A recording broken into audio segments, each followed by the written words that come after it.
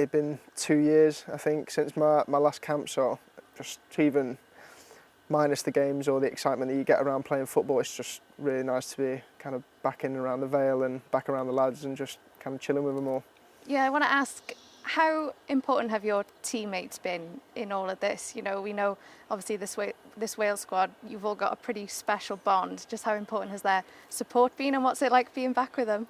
Yeah, I think I kept in contact with a few of them even throughout the treatment, and it's like I say, it was just really nice to kind of be back and amongst it. I think minus the actual football side, that one of the biggest misses that I had was just being in a team environment and in a change room again. I think when you just sat at home 24/7, it gets quite lonely and a bit depressing. So yeah, like I say, even just to get back in my Bournemouth change room was a big step, and then to get back in the Wales one was a nice touch as well.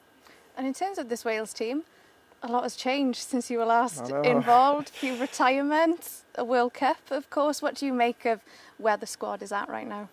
I think it's just the kind of a natural evolution of football. I think obviously people get older, and the younger players then start to come through like I once did. I think, yeah, like I said, I didn't really. This is the first time I'm meeting like near enough half the squad, and there's a lot of new staff members as well. So yeah, it's I think it's just evolution. I think so. Everyone that I've met so far has been really good. The coaches seem very nice and very good at what they do as well, and yeah, I'm sure the players are very good too.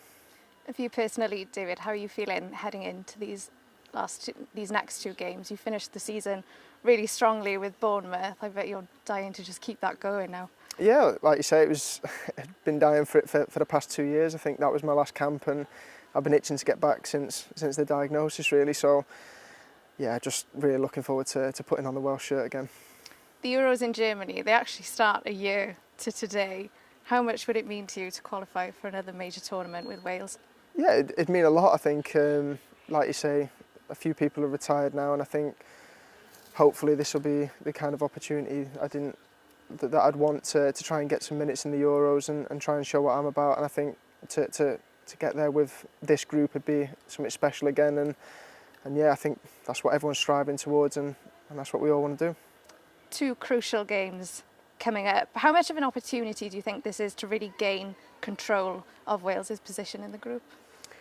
Yeah, to be honest, it doesn't really matter what everyone else does. I think if you win your games and you get enough points, you're going to end up at these tournaments, and we know that. So we're going into every game believing that we can get the maximum amount of points. And yeah, like I say, these two games are no different. I think we'll be going into it with the mindset of we want all three, and yeah, that's the way to be. Start with Armenia at home on Friday night. On paper, Wales will of course be favourites, but are those kind of opposition, are they a little bit trickier to play against? Because anything can happen.